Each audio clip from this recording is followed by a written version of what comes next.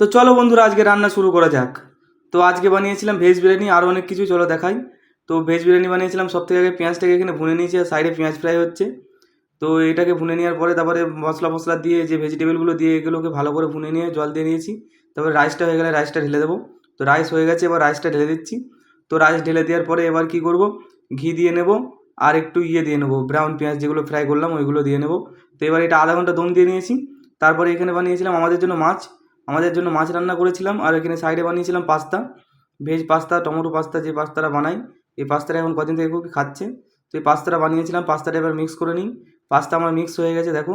Mix করার পরে দেখো এটাকে একটা প্লেটিং করে নিয়েছি, দেখো কত সুন্দরভাবে। তো তারপরে আমি বানিয়েছিলাম প্যাঙ্কো ফ্রাই চিকেন। তো প্যাঙ্কো ফ্রাই চিকেন বানিয়েছিলাম, প্যাঙ্কো ফ্রাই চিকেনটাকে পোট করে নিয়েছি, তারপরে এটাকে ফ্রাই করে নিচ্ছি। তো একটা একটা করে সবগুলোকে ফ্রাই করে নেবো। তো আমার ভিডিওগুলো কেমন লাগে অবশ্যই জানিও। আর দেখো সব ফ্রাই করা হয়ে গেছে সবগুলো। তো ভিডিওটা